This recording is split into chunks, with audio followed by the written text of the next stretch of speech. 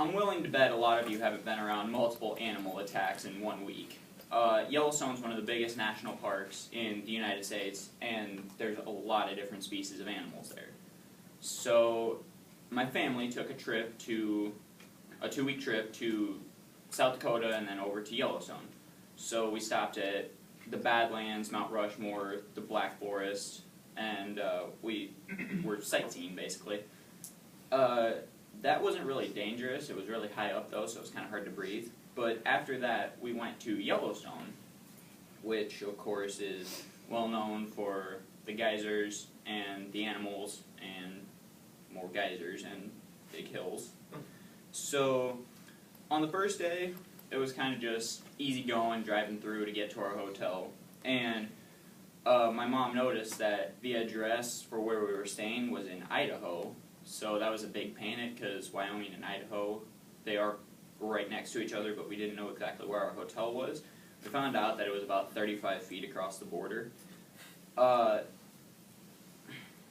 that, we got stayed in, and on the second day, we went out and were walking around, and we got stopped for some reason. Like, our car stopped in the middle of the road, and there was a buffalo walking down the middle of the road. And it got about maybe this close to our car, and my mom told my dad to roll down the window so she could pet the buffalo. What she didn't realize was that the buffalo weighed about as much as the car and could run about as fast as the car. So my dad locked all the windows and doors and said, "You're not leaving this car." So after that, after the buffalo passed, it took about an hour for it to walk, because the nature guide wouldn't do anything. He was just letting it do its thing. And so after about an hour sitting there, we drove on and we stopped to look at a big herd of buffalo. And a herd of buffalo, there's about 100 buffalo in a herd, and there's about 10 herds that walk around together. So there were a lot of buffalo there, and there was this one lady who was taking pictures, and she got too close to it, and the buffalo horned her and then stomped on her multiple times. And we had to leave so that they could tranquilize the buffalo. So that was really it for that day. We went back to the hotel after that. It was getting late. So then on the third day, we went to the sulfur volcanoes, which isn't actually a volcano. It's just a mountain with sulfur that comes up out of it.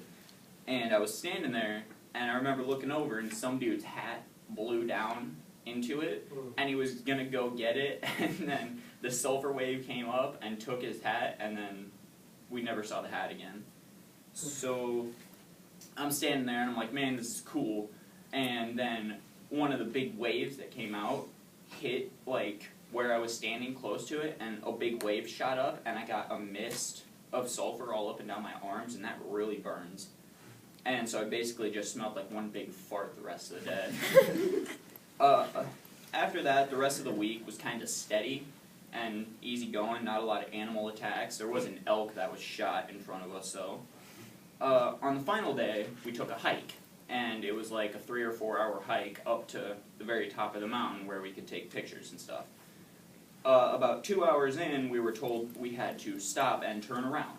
So, being extremely upset and my dad swearing at the nature guide, we ended up turning around and walking 2 hours back down to our car, and kind of just left, went and looked at some more buffalo, and a bird pooped on our car.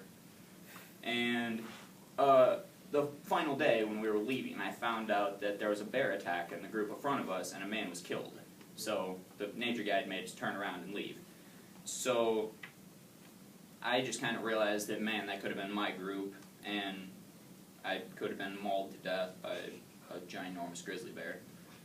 My lesson is to respect nature, because I bet that dude didn't think he was going to die that day from a huge animal. So just respect nature and respect all the animals in it.